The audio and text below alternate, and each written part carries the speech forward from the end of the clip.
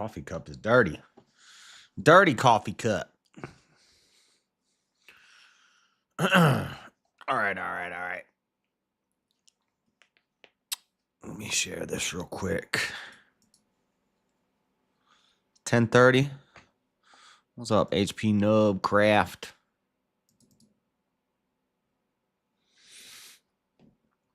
Where's Bricky? Somebody needs to get me contact information for Brick. I can't do it. I can't. He wants to debate me. And he said, anytime. And I said, on my show on Saturday. But this Saturday, this Saturday, the fights start. There's a good fight card. Leon Edwards is fighting. And I think the fights start pretty early. I don't know. We might be able to do it this Saturday. I'd like to plan and put together a little slideshow. But Brick wants to debate me on dinosaurs building the pyramids. A formal debate. And I said, fine, we're going to do a formal debate. He wants more than 5 minutes, like we did on VK. And I agree.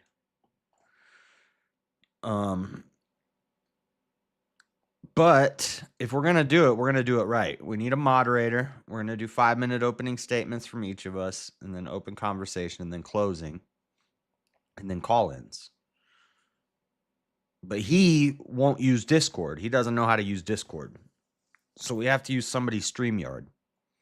And we have to have a moderator. And he's in England. Oh, England. So we have to come up with a acceptable time. He wanted to do it midnight his time, which is 5 p.m. my time. I'm not going to be awake at 5 p.m. on a Saturday. Saturday's fight night. Fight night starts at like 7 or 8. The earliest is going to be is 5, but the problem is Friday, I might stay up. I might be streaming. Easy said he's going to stream from 7 to 7. So he's probably going to do VK and then an after panel. Preliminary card starts at 11 a.m. Maybe Brick wants to do it this Saturday, but the problem is that gives me a day to prepare. I've already got all my research gathered, and I already know all my arguments, but I want to really put together. I'd like at least a week to gather all my resources. He thinks he's just going to body me. He doesn't know what he's playing with. What's up, Mosman? So I need to get in touch with Brick. I need to tell him we need to do it next Saturday. Not this Saturday, but next Saturday. But if it ends up happening this Saturday at 8, if I don't watch the UFC fights on Saturday, then I'll be able to do it at 8. But if I stay up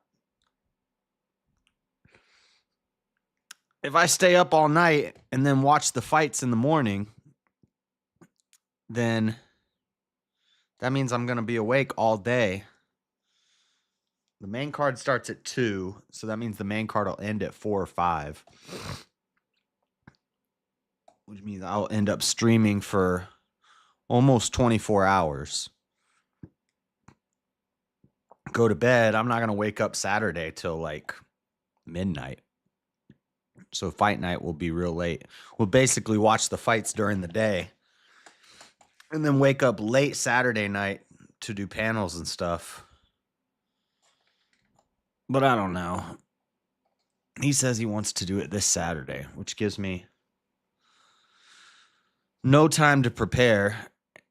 And if I'm doing a formal debate, I like to be well prepared and know my stuff, which means like I already know all the arguments, but I have to memorize some things. There's some dates I need to memorize. And then there's some words I need to memorize.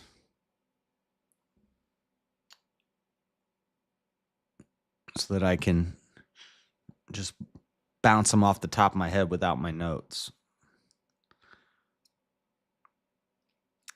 Like, for example,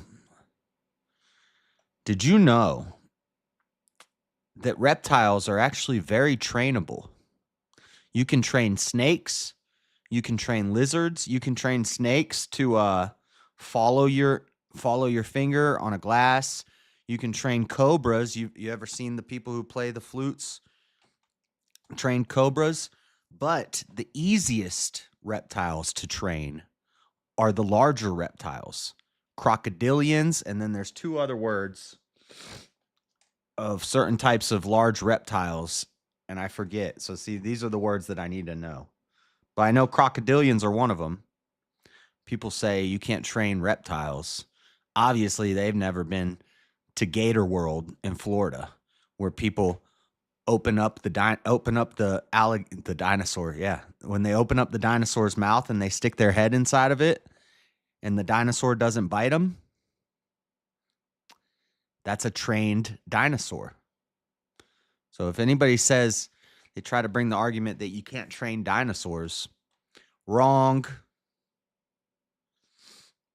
Yeah, Brick wants to debate me about dinosaurs building the pyramids. You should train a Komodo dragon to build a small pyramid and film it. Based. I don't have a Komodo dragon, though. But I also, so like, for example, and these are the words that I need to have on the top of my head. So I need to read them over and over and over again so that I have these words off the top. But there's I think it's called an omnivelociraptor, omniraptor, or an omniveloraptor, or something like that. But they build 13-foot nests in rings using mud and sticks that go in a circle, and then there's another layer higher up that goes in another circle, and there's another layer higher up than that, and they plant their eggs in the top. Oh yeah. Oh yeah, that's a fact. That's a fact. Google it. Kind of like a pyramid made by a raptor. Huh. Huh. Will he take it seriously this time? I don't think he will. He wants to do it this Saturday. So, and he wants it to be a formal debate or like a moderated, friendly debate, not a trash talking session. And I'm like, all right, fine. Let's do it. I'll find a moderator. But he wants to do it this Saturday. And I'm like, I don't know about this Saturday because of the way the fights are scheduled. I might be streaming for like 20 hours Friday night all the way till midday Saturday because the fights are really early. Remember last time the fights started really early?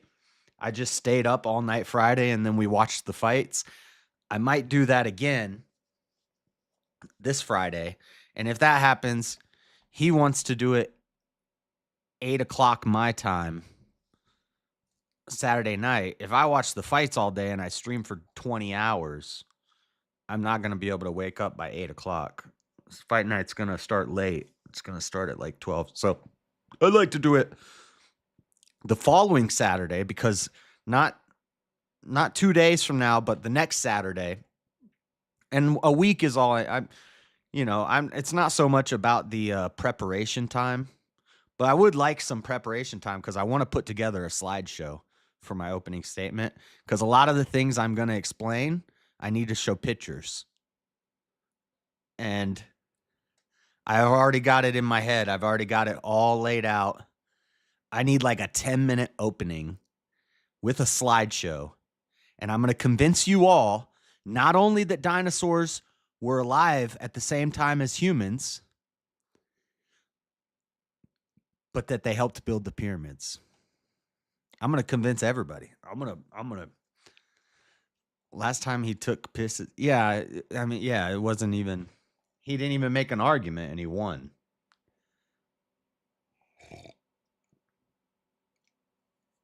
Now I'm gonna, and that was also off the top of my. That's 5 minutes on the clock, just off the top. I need, I need 10 minutes, a slideshow, and then an hour, and I've got all the rebuttals now. Like, because I've heard all the arguments that people make against it. Reptiles aren't smart enough. Oh, I'll get you with that one. What's the other one? Oh, they could use pulleys and simple machines. Oh, I got you with that one too. Oh, I got you with that one.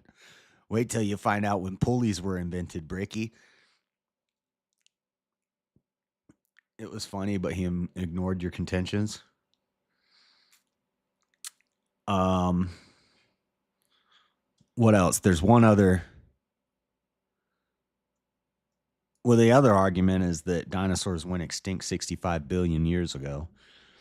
And then I'm going to lay out how then I'll just have to destroy carbon dating, which I got that all day. Radiocarbon dating and radiometric dating. I can explain how the age of the Earth in the 1700s was 70,000 years old. Currently, the age of the Earth is like, what is it? Like 400 million. See, these are the numbers that I need to know. But now it's like 4 billion years old. And Kent Hovind said this. It was pretty funny. He said, if you do the math, the Earth in the 1700s, the Earth was 70,000 years old. Science said the Earth was 70,000 years old in the 1700s. Currently, they say the Earth is 4.5 billion years old. If you do the math, that means Earth is aging 21 million years every year. If you need help with video editing, let me know. I think I'm just going to use Google Slides, I think it's called. Google Slides or something. And just make a slideshow. Basically, I've gathered I can't give it all away in case he watches this, but the first step is to explain 4.5 billion years old. So I got it. I said 4.5, right? Yeah. In the 1700s, it was 70,000 years old. Now it's 4.5 billion years old. That means the Earth ages 21 million years every year.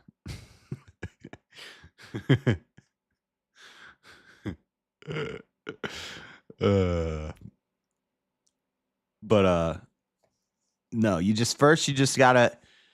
have to explain that dinosaurs walked with humans. And then you have to explain that humans worked with and against dinosaurs. I got it all day. All day. All day. All right. But yeah, somebody needs to get in contact with Brick. If you know his email or if you know a way to get a hold of him. Carbon dating is so lame. I know. You know that so they didn't use radiometric dating on the pyramids because carbon dating is for organic material like wood, bone, living things is what you use carbon dating for. That's radiocarbon dating. And then radiometric dating is what you use for inorganic material like rocks, stones. So you would ask, why didn't they use radiometric dating to figure out how old the pyramids are? Well, the answer is because the age of the rocks that were used to build the pyramids is not going to tell you how old the pyramid is. So then you say, well, you carbon dated to figure out how old the pyramids were. What did you carbon date? Well, we carbon dated wood that we found inside of the pyramid. Well, but how do you know how old that wood was? Wouldn't that wood be older than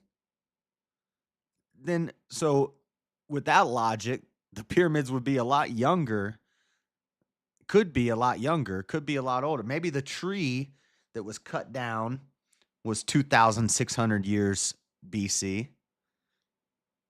But that doesn't mean the pyramid's 2,600 BC. You know? Maybe the tree was just 2,600. Maybe the pyramids actually was built 400 BC. But I would actually argue differently. I would actually argue the pyramids. I heard a good argument that we should be placing them at 10,000 BC because of the alignments with Orion's belt. The pyramids are supposed to align with Orion's belt, but the only other time that the pyramids would align with Orion's belt would have been in 10,000 BC. So that would mean the pyramids are older. Regardless, I either gotta argue that the pyramids are dated too young, the pyramids are older than what we place them at, or the dinosaur bones are newer than what we place them at. Or you meet somewhere in the middle. Because the argument is, well, dinosaurs went extinct 65 million years ago. First humans didn't come around until 15 million years ago. Something like that. See, these are the numbers that I need to get on the top of my head. But these numbers are all buried in my brain somewhere. Would that wood be not the wood you think? Would that wood be not the wood you think? Would that wood be not the wood you think? What? Would that wood be not the wood you think? Would that wood be not the wood you think? I don't know. I think all of the dating stuff is BS anyway, so I really don't think that means anything. I like Kent Hovind. I know a lot of people don't like him. But I like him. He argues, and this, well, he thinks the world is only 6,000 years old. So this kind of, the 10,000 BC pyramids, he wouldn't agree with that. But he argues, and I think maybe I agree with this, that the Great Pyramid specifically was actually built by not Christians, because there weren't Christians yet, but basically Israelites or God-fearing men like Adam. And because he talks about how it says that there's a wide hallway that leads to the pit in the pyramid, and then there's a narrow passageway that leads up to the king, where the king is, the pharaoh, or allegedly the pharaoh is. And then he says there's 153 steps, and this is true. There's 153 steps. 153 is also the number that of fish that Jesus made when he fed the 5,000, something like that. Kent Hovind explains it better than I. Don't know all of his arguments, and I haven't fact checked all of it yet. But 153 is also the only thing that is a cubed square root of the cubed of its digits, square root of, I don't know, something about the digits, tripled, ties in with the Trinity or something. I forget what he said, but 153 steps, the wide road that leads to the pit, the narrow path that leads to the temple. Yeah, the Hebrews, that they built the pyramids. God-fearing men built the pyramids before the flood. And I agree. I think the pyramids were built pre-flood. At least the Great Pyramid, specifically the Great Pyramid. And then Kent argues that the smaller two pyramids were made by the Egyptians because they found the Great Pyramid. And he said, I want one, but they couldn't make one like it. So they made two little miniature ones on the side of it. Because I don't think you needed dinosaurs to build the the little pyramids. It's just the Great Pyramid that I'm talking about. But he has a whole thing about how that explains it. And then here's the other thing. Adam was given dominion over the animals. So the people at that time had some sort of closer relationship to the animals. Why wouldn't you use the beasts? The behemoth, what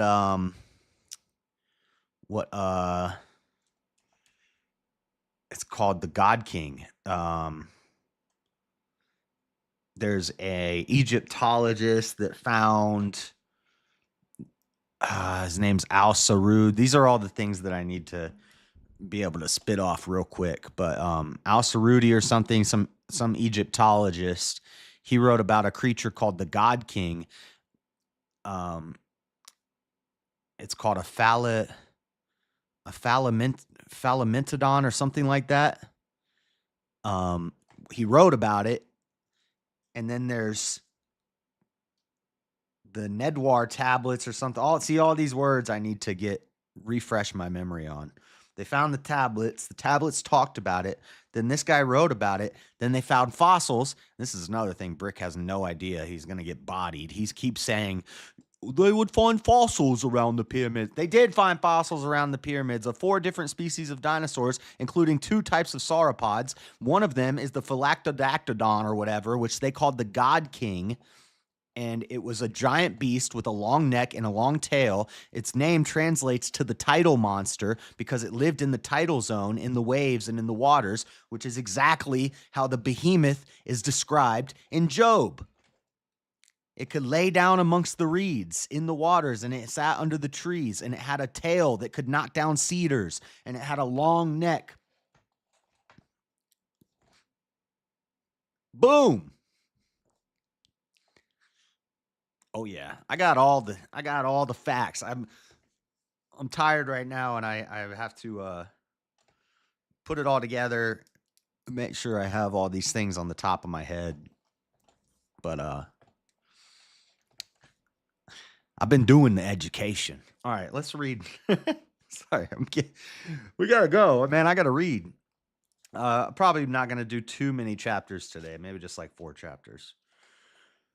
Deuteronomy 12, one place of worship. We're basically rehashing Leviticus now. Again, Deuteronomy is kind of a recap of all of the Torah. This is the final book of the Torah. Moses knows he's about to die. God's already told him he's going to die. So basically, he's giving his parting speech to the Israelites. 2 speeches. One of them is given at the end of Numbers, and now Deuteronomy is another big speech that Moses is giving to the Israelites before he dies. I may pull a seesaw today, just warning you. I've been up all night, but I'm listening. Hey, no problem, King. So, and we're going to see Joshua do the same thing. Joshua is going to give 2 speeches to them before they enter the promised land, and many parallels between Joshua and Moses. Spoiler alert, Joshua is going to part the Jordan River just like Moses parted the Red Sea. But because Joshua actually becomes the new Moses. But Joshua is much more, as his name implies, strong. The Yasha that it derives from means strength. And Joshua is much stronger than Moses. Moses is kind of dumb. Can't really talk good. Can't really read good. He's old when he gets started. Whereas Joshua is the new Moses, but he's younger and stronger, and he's ready for war. All right. Deuteronomy 12.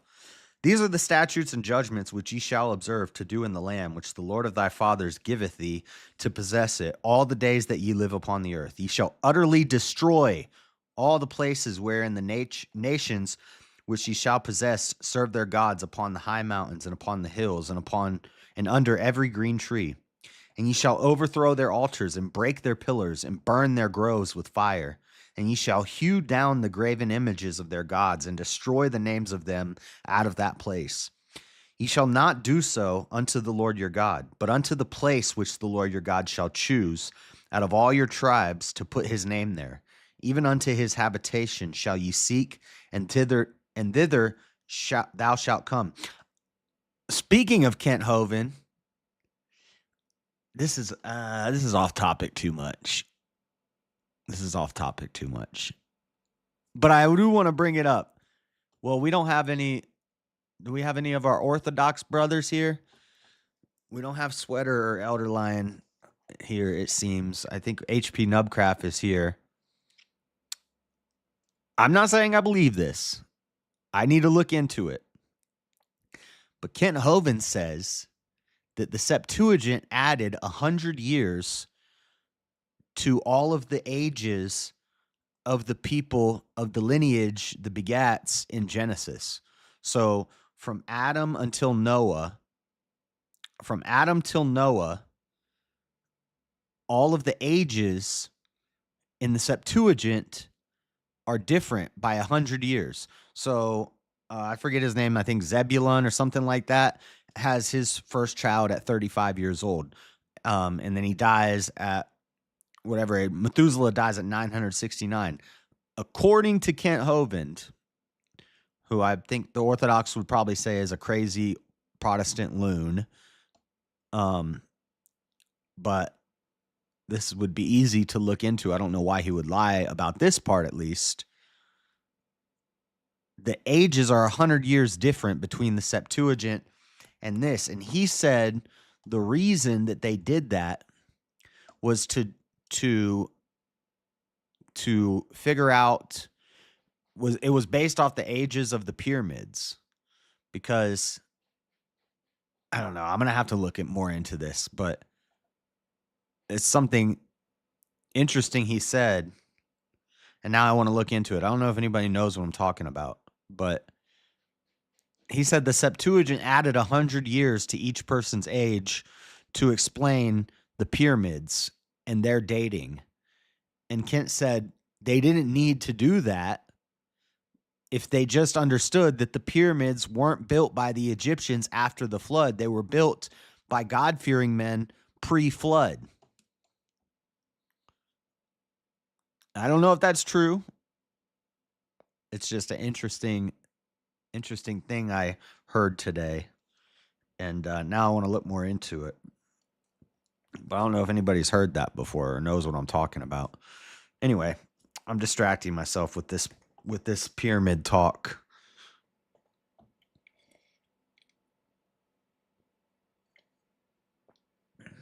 And I heard Jay Dyer the other day saying that the Tower of Babel was a pyramid. That all these nations built pyramids, and that the towers weren't what we think of as towers, but they were pyramids. And Jay Dyer's a smart guy.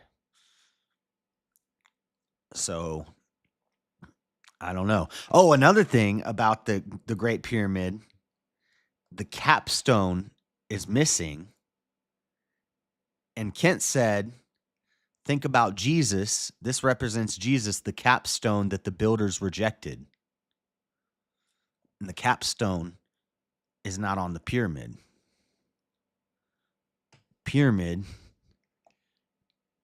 triangle. I don't know. Anyway, I'm this is way off topic. Sorry guys, I'm tired today, and I've been thinking about dinosaurs and pyramids all night. All right. And thither ye shall bring your burnt offerings and your sacrifices and your tithes and heave offerings of your hand, and your vows and your free will offerings, and the firstlings of your herds and of your flocks. And there ye shall eat before the Lord your God, and ye shall rejoice in all that ye put your hand unto, ye and your households, wherein the Lord thy God hath blessed thee. Ye shall not do after all the things that we do here this day, every man whatsoever is right in his own eyes. ye shall not do after the things that we do here this day. Every man whatsoever is right in his own eyes. So it's not saying do what's right in your own eyes. It's saying don't do like they do. Don't do what's right in your own eyes. Do what's right in God's eyes. For ye are not as yet to come to the for ye are not as yet come to the rest and to the inheritance which the Lord your God hath given you. But when ye go over the Jordan and dwell in the land which the Lord your God giveth you to inherit, and when he giveth you rest from all your enemies round about, so that ye dwell in safety, then there shall be a place which the Lord your God shall choose to cause his name to dwell there. Thither shall ye bring all that I command you, your burnt offerings and your sacrifices, your tithes and the heave offering of your hand, and all your choice vows which ye vow unto the Lord. And ye shall rejoice before the Lord your God, ye and your sons and your daughters and your manservants and your maidservants, and the Levite that is within your gates, for as much as he hath no part nor inheritance with you. Take heed to yourself that thou offer not thy burnt offerings in every place that thou seest, but in the place which the Lord shall choose, in one of thy tribes, where thou shalt offer thy burnt offerings, and there thou shalt do all that I command thee. So again, we're just we're recapping Leviticus. You don't do your offerings in your house. You don't do them in the street. You don't do them out in the woods when you're hunting. You do your offerings at the tabernacle. Hey, hit that like button. Thank you for the memberships, King. Pain Zombie Ghosting. I don't know who that is. 307 Coyote Killer. I don't know who that is. Broski Bear. Shout out Broski Bear. Long-time subscriber. Disappeared for a long time, but he's been coming back every now and then lately. Slow Boy Whiteboard. I don't know who that is. John Castle, based. He's here right now. Let's go. All right. Notwithstanding, thou mayest kill and eat flesh in all thy gates, whatsoever thy soul lusteth after, according to the blessing of the Lord thy God, which he hath given thee. The unclean and the clean may eat thereof, as of the roebuck and as of the hart. Only ye shall not eat the blood. Ye shall pour it out upon the earth as water. So this is not a totally recapping of Leviticus. There are some changes because this is Deuteronomy, Deuteronomia, the second law. Now that they're going into the promised land, some of the laws are slightly changing. So now they can freely eat of the beasts of the land, even if they're considered before what was considered unclean animals. Now they can eat these things. But they still can't drink. They still can't eat the blood. Thou mayest not eat within thy gates the tithe of thy corn or of thy wine or of thy oil or the firstlings of thy herds or of thy flock, nor any of thy vows which thou vowest, nor thy freewill offerings or heave offering of thine hand. But thou must eat them before the Lord thy God in the place which the Lord thy God shall choose. Thou and thy son and thy daughter and thy manservant and thy maidservant and the Levite that is within the gates. And thou shalt rejoice before the Lord thy God in all that thou puttest thine hands unto. Take heed to thyself that thou forsake not the Levite as long as thou livest upon the earth. When the Lord thy God shall enlarge thy border, as he hath promised thee, and thou shalt say, I will eat flesh, because thy soul longeth to eat flesh. Thou mayest eat flesh, whatsoever thy soul lusteth after. Hey, that's a good argument for vegans, a biblical argument for,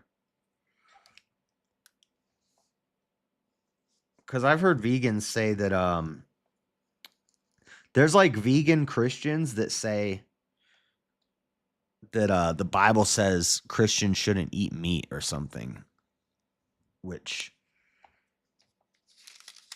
because they argue that Adam and Eve wouldn't have been eating meat, you know, that eating meat came after death was introduced, after the first sin, well, after the first sin of man. Satan was the first sin, but after the first sin of man, death was introduced in the world, and then they started eating meat. So vegans will I've heard vegan Christians argue that Christians should be vegan because Adam and Eve only started eating meat after the fall. But I forget where, but it's Paul that says, right, that I forget the exact words, and I'm so tired right now. I'm probably only going to read like one more chapter. We spent too much time talking about dinosaurs and pyramids. I'm groggy and listening. I think we're all tired today. It's a tired day. I almost called out of work. I was so tired when I woke up last night. I was like, I don't want to go tonight. I almost used PPTO and called out. Just went back to bed. Yeah, I'm too tired for this today. We're just gonna read 2 chapters. I'm just hanging out a little bit and saying hello to everybody. I keep getting distracted from what I'm reading. But thy soul longeth to eat flesh. Thou mayest eat flesh, whatsoever thy soul lusteth after. Isn't it Paul when he's talking about, they say, is it okay if we eat meat? And he says something like, if it causes you to stumble, then don't do it. And if the person just eats the vegetables, don't make fun of them. Something like that. It's like, you shouldn't put meat in front of them and cause them to stumble, but it's okay if you just want to eat vegetables, but it's also okay if you want to eat the meat. You can't have the meat if you don't eat your pudding. You can't have the pudding if you don't eat your meat.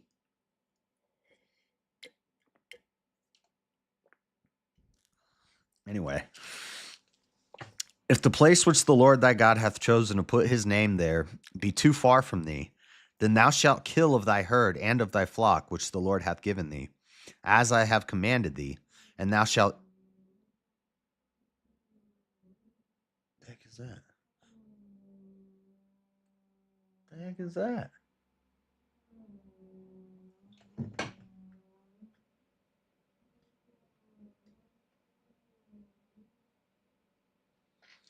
Sounds like a vacuum in my neighbor. Like, I don't know what that sound is. Even as the roebuck and the hart is eaten, so thou shalt eat them. The unclean and the clean shall eat of them alike. Only be sure that thou eat not the blood, for the blood is the life. And thou mayest not eat the life with the flesh. Thou shalt not eat it. Thou shalt pour it upon the earth as water. Thou shalt not eat it, that it may go well with thee and with thy children after thee, when thou shalt do that which is right in the sight of the Lord. Only thy holy things which thou hast, and thy vows which thou shalt take, and go unto the place which the Lord shall choose. And thou shalt offer thy burnt offerings, the flesh and the blood, upon the altar of the Lord thy God, and the blood of thy sacrifices shall be poured out upon the altar of the Lord thy God, and thou shalt eat the flesh. Observe and hear all these words which I command thee, that it may go well with thee, and with thy children after thee forever, when thou doest that which is good and right in the sight of the Lord thy God. When the Lord thy God shall cut off the nations from before thee, whither thou goest to possess them, and thou succeedest them, and dwellest in their land. Take heed to thyself that thou be not snared by following them, after that they be destroyed from before thee, and that thou inquire not after their gods, saying, how did these nations serve their gods? Even so will I do likewise. Thou shalt not do so unto the Lord thy God. For every abomination to the Lord which he hateth have they done unto their gods. For even their sons and their daughters they have burnt in the fire to their God. Dang! What thing soever I command you, observe to do it. Thou shalt not add thereto, nor diminish from it. Again, that's same things repeated in Revelation. Same things repeated in like Deuteronomy 4 or something. We read it the other day. Chapter 13. Warning against idolatry, clean and unclean meats. If there arise among you a prophet or a dreamer of dreams, and giveth thee a sign or a wonder, and the sign or the wonder come to pass, whereof he spake unto thee, saying, Let us go after other gods which thou hast not. This is actually important. This is one of the signs of a prophet. Deuteronomy 13, 1 through 3. Yeah, I'm actually going to highlight this because I've brought this up to Mormons before. This is one of the go-to verses when you're dealing with a Mormon or sections here. So this is one of the, basically there's a few parts of the Bible where it explains what qualifies somebody as a prophet. And this is one of them right here. If there arise, and I'm going to write it down so I remember.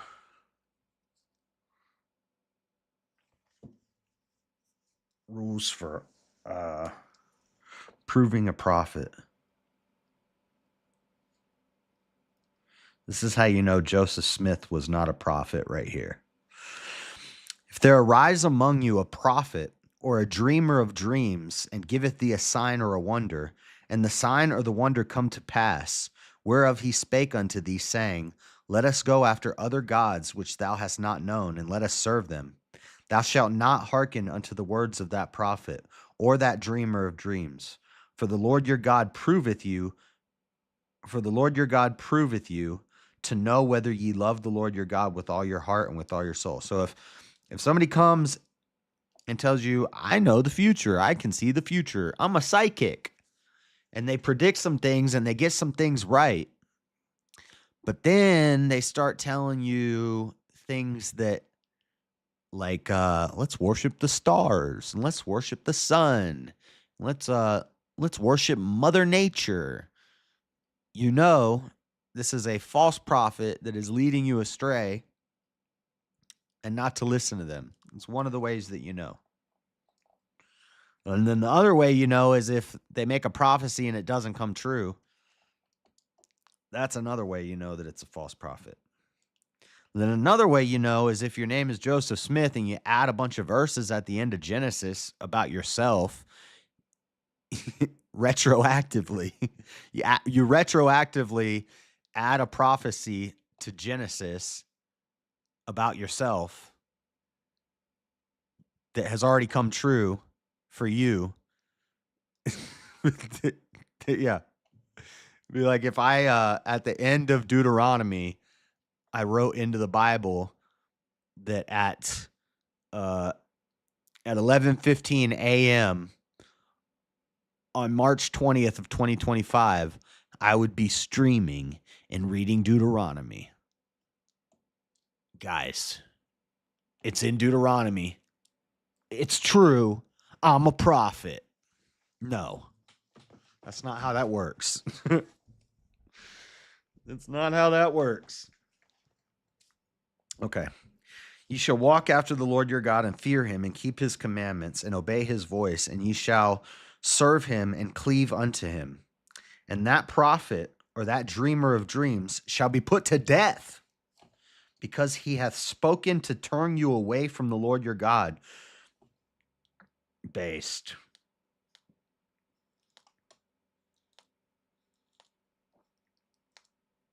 Notice it doesn't say that you should murder a guy. You should put him to death. Out of the land of Egypt, and redeemed you out of the house of bondage, to thrust thee out of the way which the Lord thy God commanded thee to walk in. So shalt thou put evil away from the midst of thee. Rules for prophets. Rules for testing a prophet. If thy brother, the son of thy mother, or thy son, or thy daughter, or the wife of thy bosom, or thy friend, which is as thine own soul, entice thee secretly, saying, Let us go and serve other gods, which thou hast not known, thou nor thy fathers, namely of the gods of the people which are round about you, nigh unto thee, or far off from thee, from the one end of the earth even unto the other end of the earth, thou shalt not consent unto him, nor hearken unto him, neither shall thine eye pity him, Neither shalt thou spare, neither shalt thou conceal him. But thou shalt surely kill him. Thine hand shall be first upon him to put him to death, and afterwards the hand of all the people. Nice. And thou shalt stone him with stones that he die, because he hath sought to thrust thee away from the Lord thy God, which brought thee out of the land of Egypt from the house of bondage. And all Israel shall hear and fear, and shall do no more any such wickedness as this is among you. If thou shalt hear say in one of thy cities, which the Lord thy God hath given thee to dwell there, saying, certain men, the children of Belial, are gone out from among you, and have withdrawn the inhabitants of their city, saying, let us go and serve other gods which ye have not known. Then shalt thou inquire and make search, and ask diligently, and behold, if it be truth, and the thing certain, that such abomination is wrought among you, thou shalt surely smite the inhabitants of that city with the edge of the sword, destroying it utterly, and all that is therein, and the cattle thereof with the edge of the sword. Well, I heard people often ask, and we're going to talk about this more when I get to Joshua. People often ask about how God tells them to utterly destroy all the living creatures multiple times. But then a few chapters later, we find out that there's still people alive. So people will always bring this up when they're arguing about the Amalekites. They'll say, God says kill every man, woman, and child and animal. But then a few chapters later, there's some of them left. Well, one of the explanations I've heard is that some of them escape away and come back later. But I think a more logical answer is that when you're talking about historical war writing and historical war scriptures about battles and stuff, you use a lot of hyperbole. So, for example, if I say, when we dropped Little Boy and Fat Man on Japan, we wiped out Japan. We completely wiped out Japan. That's hyperbole. More people died from fire bombings in Tokyo than from the nukes. So we say we wiped out Hiroshima and Nagasaki with the nukes. We killed everybody, but we didn't. In the same way, they'll say, what America colonizers did to the Indians was a genocide. What Israel is doing to Palestine right now is a genocide. What Schmittler did to the small hat people, what Schmittler and the Yazis did to the small hat people was a genocide. This is war language hyperbole because none of those are genocides. None of them. They're still Native Americans. They're still small hat people. They're still going to be Palestinians. None of those things are genocides. There's actually never, maybe the Giants are about to get genocided. The Giants are going to completely, because there are no Giants left unless they're down in Sheol, hanging out in the tunnels, with the dinosaurs and the dragons. Same thing. But spoiler alert, dragon is a dinosaur. Dinosaur is a dragon. Spoiler alert. The Bible mentions dragons 34 times, 12 times in the New Testament. What is a dragon? Some mythical beast? No, it's a dinosaur. The word dinosaur wasn't created until 1841. This Bible was printed in 1811. The Septuagint, the Pentateuch, the Masoretic text, none of them use the word dinosaur because it wasn't a word until 1841. They call it dragons. Small hat people. That's cute as hell. That cute as heck. Yeah. This is wartime hyperbole. So when the Bible says, wipe out every man, woman, and child, but then a few chapters later, there's still people left from that tribe, from that nation, there's two possible explanations. One, some of them escaped and came back later. Two, more likely is that it's just hyperbole. It's battle speak, hyperbole. We say, we're going to wipe everyone out. We're going to war and we're going to wipe them out. Every man, woman, and child. Well, you don't really wipe out everybody. I don't know. That's just something I heard today. I don't know if it's true. The tiny Lincoln. What? A picture of a little top hat? No, not that kind of hat. Okay. Thou shalt surely smite the inhabitants of that city with the edge of the sword, destroying it utterly, and all that is therein, and the cattle thereof with the edge of the sword. And thou shalt gather all the spoil of it into the midst of the street thereof, and shalt burn with fire the city, and all the spoil thereof, every whit, for the Lord thy God, and it shall be an heap forever. It shall not be built again. And there shall cleave naught of the cursed thing to thine hand, that the Lord may turn from the fierceness of his anger, and show thee mercy, and have compassion upon thee, and multiply thee, as he hath sworn unto thy fathers. When thou shalt hearken to the voice of the Lord thy God, to keep all his commandments which I command thee this day, to do that which is right in the eyes of the Lord thy God. Let me see how long chapter 14 is. I'm too tired today, guys. I'm really tired. I'm not going to keep reading. Plus, I need to be refreshed. Plus, it was leg day. And I squatted and deadlifted. And I even did the dang. What's this called with your legs? When you put the things and you open your legs up and then you close your legs? I'm strengthening my my inner and my outer thighs. I think that's more of a woman's exercise, but I can imagine why a woman would want to do that. Okay, that's inappropriate. This is Bible time. It's not inappropriate time, but then I walked on a stair machine for something like 1,000 steps. 1,000 steps upstairs, stair stepping for 1,000 steps. I did today. So I'm a Thigh Master. Yeah, it's a Thigh Master, but it's like a machine. So like Thigh Master 9,000. Thigh Master over 9,000. Not just like the little one that your mom and your grandma used to have. But the same thing, but like a machine. With 135 pounds. I was Thigh Mastering 135 pounds.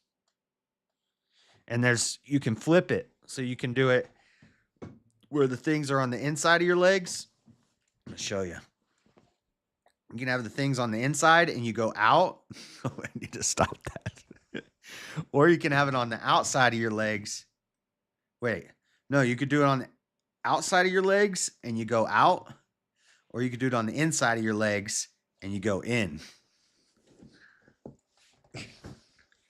And I did both with like 135 pounds. I don't even know what those muscles are, but I did it.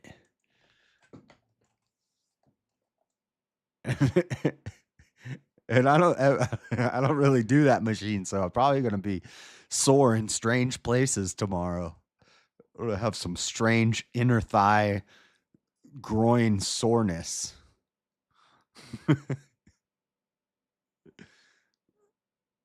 Picture a machine where there is not. Yeah, picture a machine there.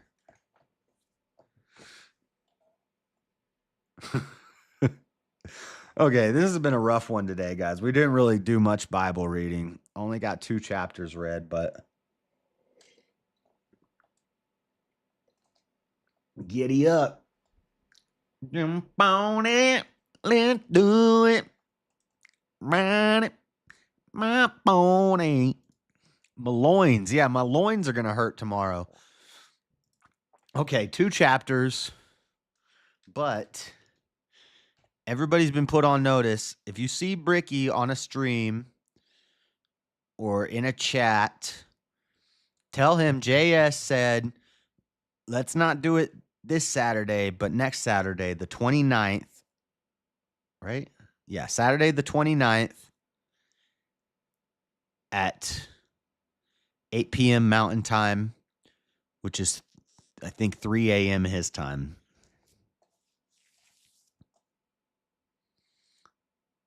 Be like, I went horseback riding. Yeah, it's going to feel like I went horseback riding. I used to horseback ride.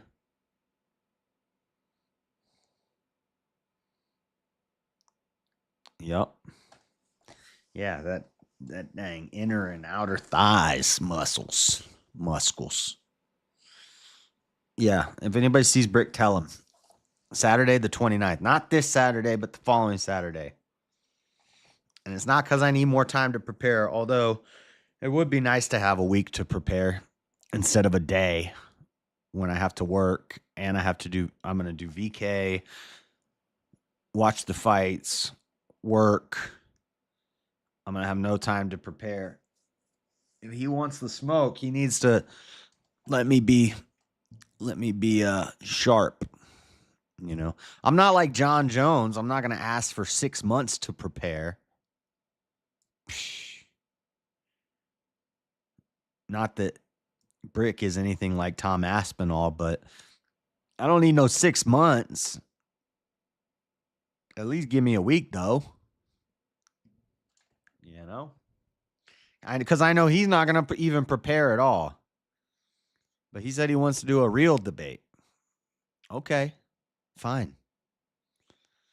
I'm tired, though, of people thinking that they can play with me.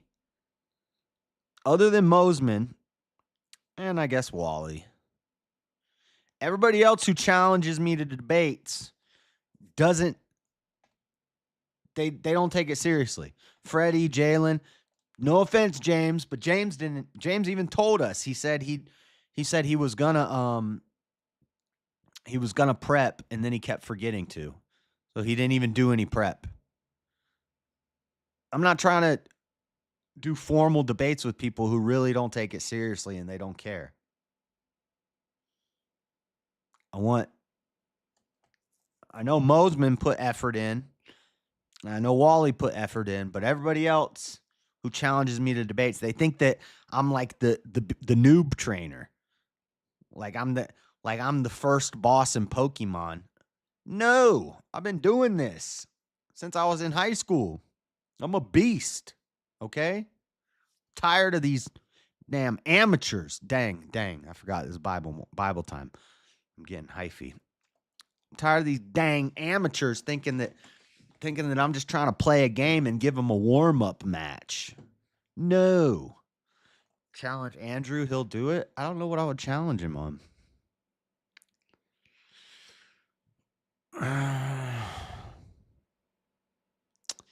Like probably at some time in my life I would have done Sola Scriptura versus Sola Ecclesia. James got to prep for a debate with 4 ladies.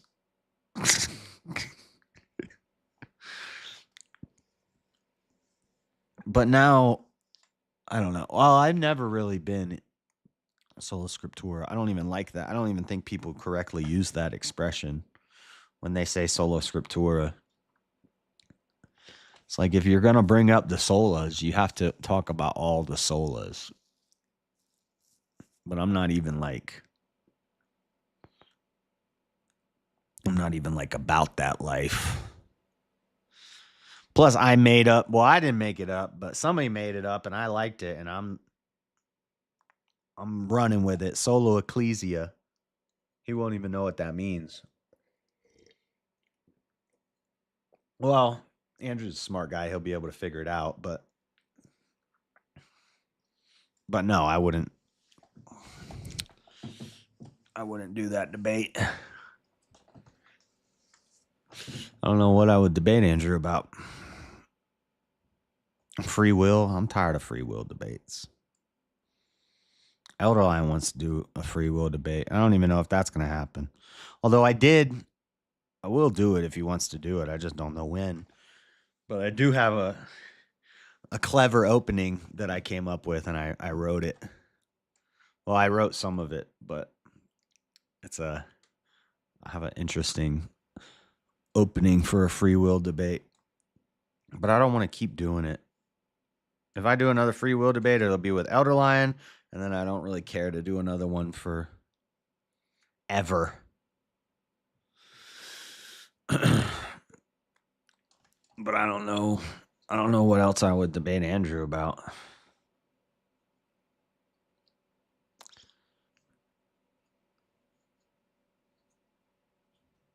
Anyway, I'm tired, guys. I'm out of it. I'm like up and down and up and down, and now I'm like zoning out.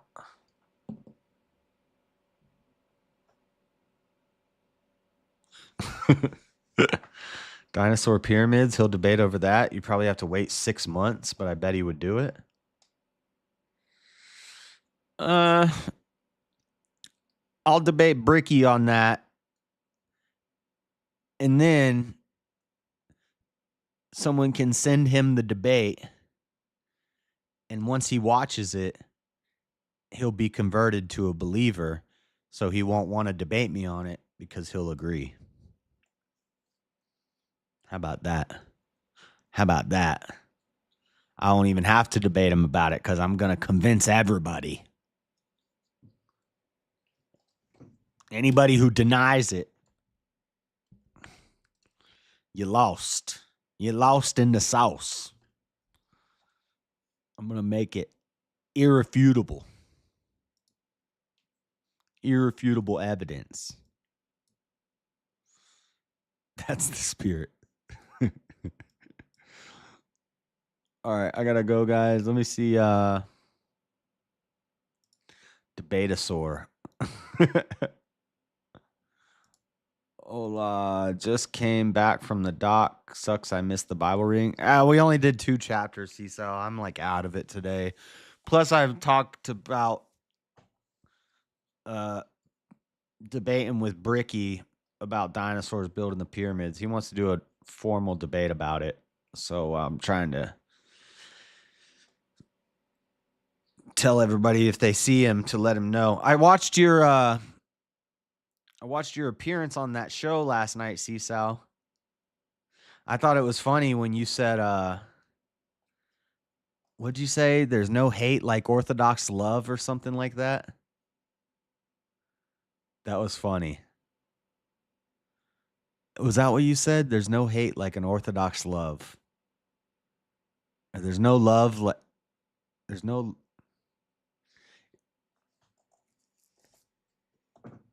Debatasaurus Rex. Or something like that. What did you say, Seaside? You said no love like an Orthodox. There's no love like an Orthodox. No, it was no hate like an Orthodox love. Something like that. I thought that was funny. That guy's show was cool, but the hot seat thing, it's like, man, why does everybody like I get if you watch a show a lot and you respect the show, you kind of pick up their euphemisms. Like I'll say beta and forgive your mama and don't be angry, and I'll say things like that because I watched JLP for years and years and years, and I love his show and all that stuff. But the hot seat thing, it was almost like straight from JLP. That's my only critique. There's no hate like Baptist love, too. There's no hate like Baptist love, LOL. The orthos and the Baptists I've met here are vicious. Yeah. Well, I don't know. The Baptist church I went to was pretty. Or the Baptist church I grew up in was chill. But I've heard about other Baptist churches, and I'm like, that's not like the Baptist church I went to. So it's even within the same denomination, they're different. Because I've heard Southern Baptist, or what's that one Baptist church, that controversial one that's on like all the watch lists where they say the F slur a lot, the Westboro Baptist Church. Like, I went to a First Baptist Church of Lutz, and it was chill. It was like a kind of like a rock band church. We had like a guitar player and a drummer. And I've told people that. I said, I went to Southern Baptist Church. I was raised in a Southern Baptist church. And then I told them about my church. And they're like, that's not a Southern Baptist church. And they're like, a Southern Baptist church is very like strict and carry your Bible everywhere. No cuss word, like no piercings, no tattoos, no swaying. You stand straight, and you know, it's like very rigid. No, like, that's not how my church was. I was raised Baptist and converted to Orthodoxy, so watch out. Oh, so he's a tough guy. He's a tough guy, huh? Well, I was raised Baptist, and now I go to a Orthodox. Now I go to an Orthodox church, but I don't plan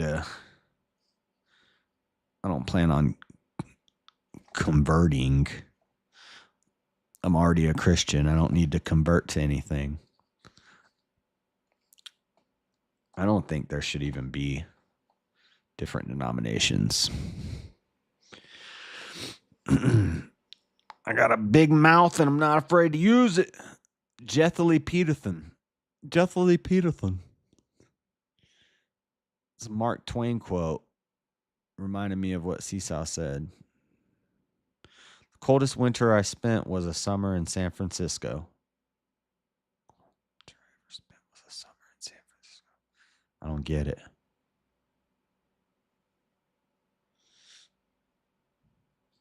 Anyway. But yeah, it was a pretty cool show, and you did good, Seesaw. I don't have any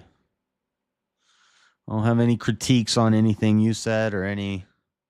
It was nice. You nice. She nice. She nice.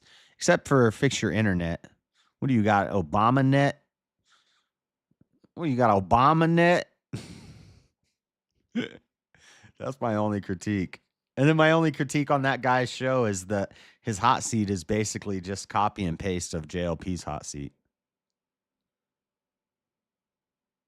Like almost exact. And, you know, lots of people have hot seat question periods at the end of the show. Jesse didn't originate the hot seat, you know, but his questions were like, some of them were straight from there. What show was it? I want to see it. It's called, put the link, Seesaw. It's called something, the Den, Zealots Den. What's it called, Seesaw? Zealots Den. Ricky will probably be on Chris Lestrange's next live. Is it called the Zealots Den? I subscribed to him.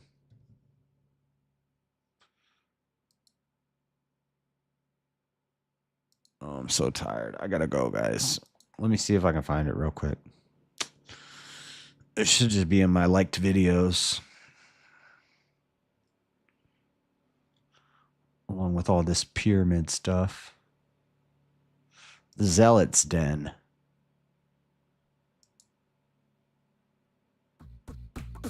Wait, go back.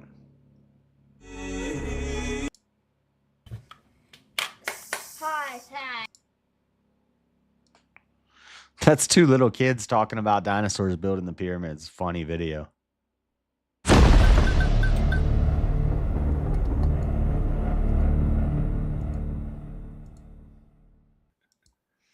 Here's the link. Welcome, everybody, to another episode of The Real Zeal. We got the most saved zealot in the den with us today. Seesaw visited us. We have friends we've met. This guy reminds me of Cassidy Campbell. Or like Malibu's Most Wanted. Catholic Malibu's most wanted. Pineapples are the fruit of the devil? No. No. Negative. Yeah, if you see Brick on Chris's panel, tell him next Saturday. Tell him the 29th. Same time. I'll find a moderator on the 29th. But for now, I got to go, guys. I need to get some sleep. Go fall asleep while I watch another episode of that. Dude, that show, Severance. Yesterday I was saying that it was so confusing and I didn't understand any of it. That's because I watched the last episode.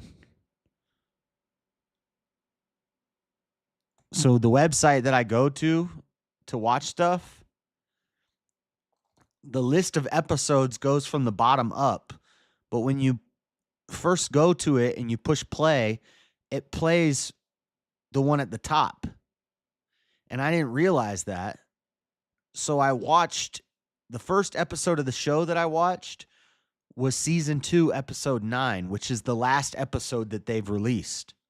So I watched the most recent episode first, and I had no idea what was going on in the show. And I was like, this show doesn't make any sense. This is stupid. I don't get it. Like, I understand a little bit of mystery and a little bit of confusion in the beginning of a show. I'm okay with that, but this didn't make any sense. Like, there was like plot lines that were fully developed that I had no idea what was going on. I was like, what are they starting at the end of the show? And they're going to like maybe take me backwards into the past and explain this stuff? No, I was watching the end of the show. I was watching the last episode, the current newest episode. That's why it didn't make any sense. So yesterday I watched the first episode and it actually makes a lot more sense. But it was a bit of a spoiler alert. Spoiler alert. Spoiler alert. Spoiler alert. Spoiler alert. Jess is live. Go say hi to Jess. Go listen. I was listening to Jess earlier. Teriyaki. It was like 2 Australians and a Irish guy talking about the founding of America and the Constitution. I was like, oh, Lord have mercy.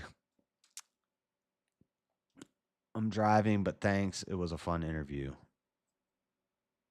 See you, pimps. Keep pimping strong. All right, later, guys. God bless. Have a good one. I'll see you tomorrow. We'll actually do 5. Usually it's 5 chapters every day. We only did 2 today because I'm tired. And oh yeah, one other thing. Seesaw, when I was watching that show tonight, I hadn't eaten yet. And I was like, and you started talking about fasting and how we should fast more. And I've always thought I want to seriously commit and try to do a fast. Much respect to you. Hope you get a good rest. Talio! Thank you. So anyway, Seesaw, when you said that, I hadn't eaten yet. And listen to this. This is crazy. This is like, I don't know if this is like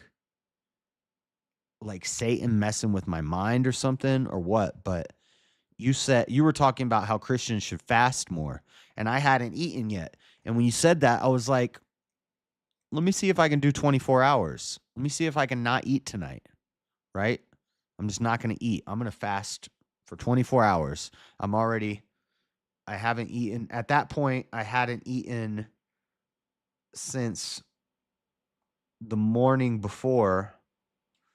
So I had already not eaten for like 12 hours or like 10 hours or something, 11 hours. And I was like, I'm not going to eat all night. And then I'm not going to eat when I get home. I'm not going to eat till tomorrow night. So it would be more than a 24-hour fast. And I said, I'm going to try it. I'm going to try it. And literally like 15 minutes later, I started shaking. Do you ever, like if you're like low on sugar and you're doing physical stuff, like I'm working and stuff, I like started shaking and feeling dizzy. And I had to I had to run and get a snack because like I needed sugar in me. I just needed food in me. But I got like dizzy and shaky. And I was like, "Oh, I need some food. I need some food in my body. I haven't eaten in like 12 hours. I need some food."